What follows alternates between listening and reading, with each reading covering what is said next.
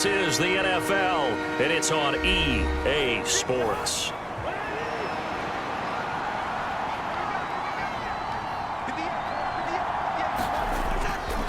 Third and long for Cousins. Buying time to his left. Nothing open downfield, so he'll throw it away. And that's another play that's painted the picture of this game overall. It's been a blowout. It's been continually fueled by big turnovers and stops for one side and an inability to advance the ball from the other. Desperation time. Cousins on fourth down. He's going to let this go. Back of the end zone. And it's a leaping effort, but it's knocked away and incomplete. The Vikings unable to convert here on fourth. And the Bills are going to get the football back. Now, that's just simply good coaching and excellent technique on that play. You know why? Because everyone wants to rush the passer when they want to throw the football, but you're not always going to get there. So what are you taught to do? When the ball's finally thrown, get your hands up in the passing lanes, and they batted that one away. No. Here's the Buffalo offense now as they get set to take over here. Been a very strong performance for them, really, on both sides of the football. The turnover on downs the most recent example, and now, obviously, they're in a great spot here. Yeah, if you're over on the bench right now, you're shaking hands with your teammate, you're hugging him, give him a little dap. Been a big performance for them. Now you just don't get careless. Take care of the ball on the way out. And credit the tackle to Derek Barnett. That's it. That's what you want. Straight ahead positive gain. Just keep that clock ticking.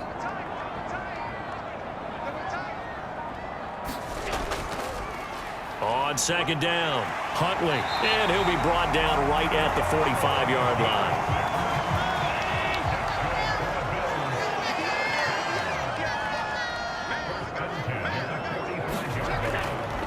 They'll run on first down. Huntley. Tackle made there by Jordan Hicks. That felt like a trap because it looked to me like the opposing front was on that play from the get-go. They had everyone crashing the ball carrier before he even made the line, and they hold him to just a yard. And down he goes at the 49, a 3-yard pickup. The Bills on third down. They've converted 3 out of 5 thus far. This will be 3rd and 6. Allen going to throw. He completes it to the tight end, Knox. And he is going to have a Bills first down as they're able to get the third down conversion. That was a route run not just with dexterity, but with intelligence. Found the hole in the zone, made sure the quarterback saw him, and was able to make the sure catch and flip the down marker back to 1. 3 tight ends in the ball game here on 1st and 10.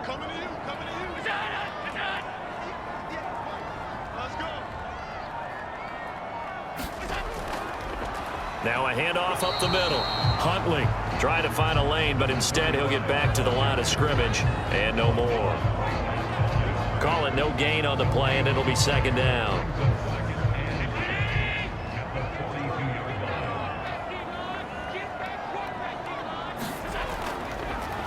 Allen going to give this one to Singletary. He'll get only 3 there, so it leaves him with a 3rd and 7 ahead. Here's Allen to throw it. Forced out to his left. And he will slide to a stop. He does have the first down. That one a broken play, but it ends up being a good play. The scramble goes for 20. It hasn't been the cleanest game for him, but there was a sign of improvement as he looks towards the next one. Nice bit of scrambling to move the sticks, and even more importantly, he didn't risk adding another interception to his ledger. So here's a 1st and 10 now, down inside the 20. Inside the red zone here, they'll look to throw. And this will be incomplete. Physical play on the football there, and it's 2nd down.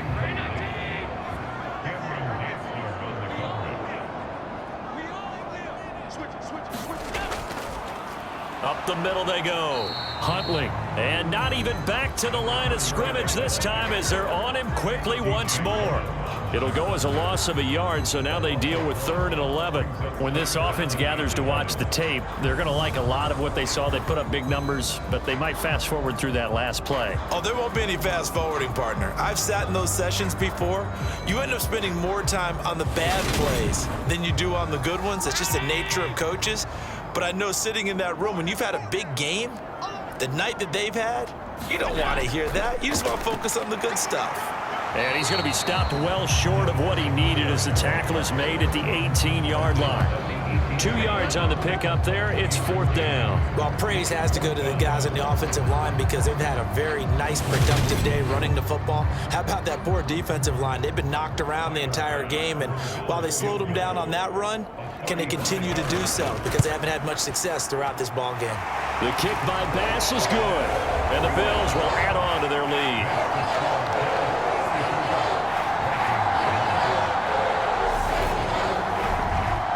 Well, ultimately not really sure that they're going to need those 3 points, but they'll take the 3 and they pad that lead. Yeah, this one's already wrapped up, but you and I both know if you're an offensive coordinator, you never let up on the gas unless the head coach tells you to do so. And maybe you've actually clicked him off in your headset so you can keep calling plays and trying to add to this lead. Now the Vikings offense gets set to take over here. They've got some stuff to build on from that last drive because they moved the football, CD, and then they tried to go for it on 4th down, didn't convert, probably left a bitter taste in their mouths. I would say so, and I think that they go out in this series determined for that not to happen again. In fact, they don't even want to get to a 4th down opportunity. They just want to make sure they get it done within the parameters that they've set for themselves.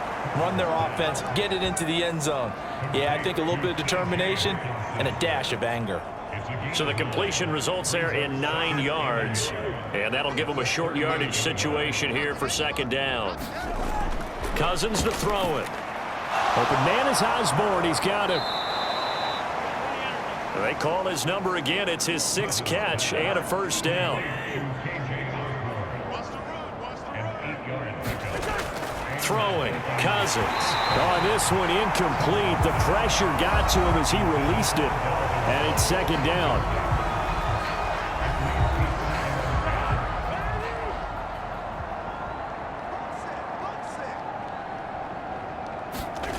Cousins. Catch is made by Hockenson, the tight end. 4 yards the gain, and it'll bring up a 3rd down. You got the big lead defensively. Willing to give them that underneath stuff, right? And this is why you work on your tackling. Tackle them after the catch, inbounds, keep the clock running. Just go ahead and bleed the game out that way. They'll throw again. Cousins got an open man finding Jefferson. And he's got a 1st down as a tackle made at the Bills' 39. They pick up 12 on the play there, and they move the chains. Well, this game is certainly pretty well over. They can go ahead and mark it in the win column. But as a defense, they don't want to get so soft now that everybody just throws the ball all over the place against them, gets big yardage, and puts points on the board. They have pride, too, on that side of the ball. 1st down. Here's Cousins. Oh, he was hit as he threw it there, and that one winds up incomplete. We've seen this quite a few times in this game. Offensive line unable to keep leverage, unable to keep people away, facing a lot of pressure. Fortunate just to get rid of it. One of the reasons they're down is that inability, though, to stop the pressure. We saw another example of it there. Meanwhile, Cousins' throw taken in by Hockenson here. And he's got a 1st down as a tackle made at the Bills' 29-yard line. From the gun, here's Cousins. That one into the hands of Thielen, complete. And he'll be brought down at the 27. One thing I think that's safe to say defensively, the tackling's been really good. And because of that, it's been very, very hard for them to move the ball because you're not getting the benefits of run after catch. They're tackling them almost on the spot. That means you have to run extra plays, harder to move it. And he'll be taken down at about the 22-yard line. 3rd and short yardage, Cousins. And they're going to get this down inside the 15. Going old reliable there to the slot on third down. And the slot position has become the bane of just about every defense's existence, because how do you cover? Do you go with a bigger guy to try and use size? Got to try and go with a quicker guy, and sometimes you even get out quick there. Very difficult to match up with that slot receiver. That's why they keep going back to him. And he's had the hot hand. Here's a 1st and 10 at the 14-yard line. Another tote for the workhorse this afternoon. It's Cook. He's going to get 4 out of this as he's down to the 10-yard line. 2nd and 6 from the 10. Working out of the gun, Cousins. And he drops it incomplete. And their struggles continue here. So they need 6 yards here on third down. They're 2 for 2 on third down tries so far on this drive. It's caught in the end zone. Touchdown, Minnesota. K.J. Osborne from 10 yards out. And the Vikings are finally into the end zone here in this fourth quarter. He's got them out now to a 3-score lead here in the fourth quarter after that one, CD. And, well, he looked right off the line like he knew that that ball was coming his way, and he secured it for 6 points. Yeah, and I think when you're leading by a healthy margin already, it actually loosens you up and allows you to take maybe a few more chances and definitely play with more confidence, because he certainly saw something he could exploit in the defense, and he made sure to let his quarterback know, just get it to me. And the rest was all up to him, and he delivered and made it a 3-score game. Extra point by Badgley, up and good. And that'll cut the lead down to 18. So still lots of work left to do, but here comes the onside kick. And the Bills are going to recover. Well, fourth quarter, they felt like they needed the football back. Unfortunately, they couldn't get it. And I know we brought analytics into the game, and someone has said here that the data says that when a team's expecting an onside kick, 80% of the time, the team expecting it, they do actually recover the ball, which is what we saw here. I just wonder if that number is much more of a anecdotal type of a number. Kind of like when the coaches tell us, well, when you score on special teams, 93% of the time you win the game. I'm still waiting to see that number is empirical. On first down, Huntley. And he can only manage to get a couple. 2nd and 8 coming up. Line of scrimmage, the 36 on 2nd and 8.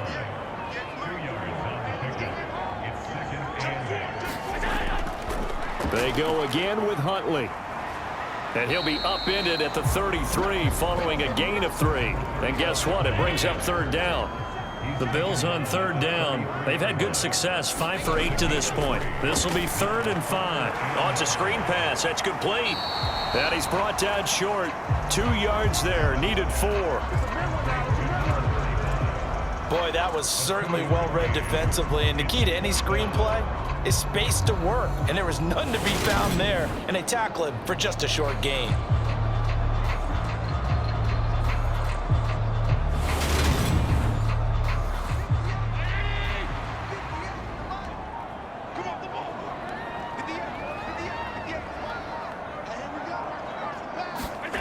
So they're going for it, and here's Allen.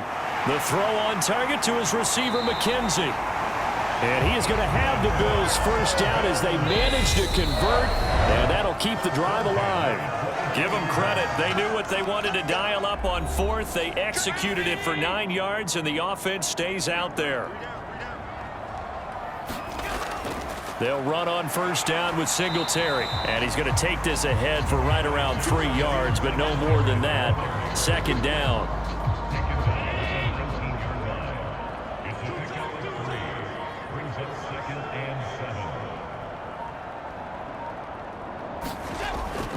Right back to Singletary on 2nd down. And they work this near the 5. He'll be stopped at the 6.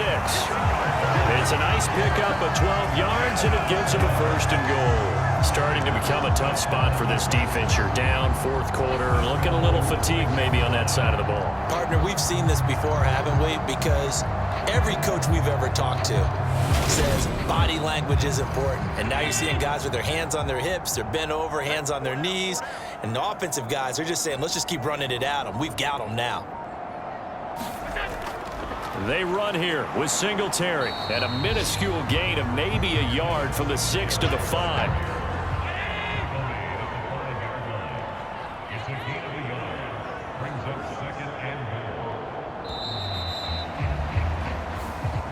So it's a victory here for the Buffalo Bills, and they've got to feel good about this performance. I think you'd agree, matched up against a top 5 defensive unit in the league, and they pretty much had their way. Yeah, that was the interesting part about it, because normally when we see this defense play, they have their opportunities and they make their plays, don't they? They knock them back on their heels. They take the ball away. They change field position. In this case, what you said is so apt. They had their way with them, took it to them, and knocked them back on their heels and surprised the heck out of them. So for Buffalo, they're setting themselves up as a major contender as they move to 8-1 now on the year. And they'll get another home date next week as the Browns will come to town. Meanwhile, for the Vikings, they'll lose an important one here as that drops them to 5-4 on the season. And they will get a home date next week as they will take on the Dallas Cowboys. So that'll do it for us. For my partner, Charles Davis, and all the hard-working men and women on our crew, I'm Brandon Gaudin. You've been watching the NFL right here on EA Sports. With that, we say so long from Buffalo.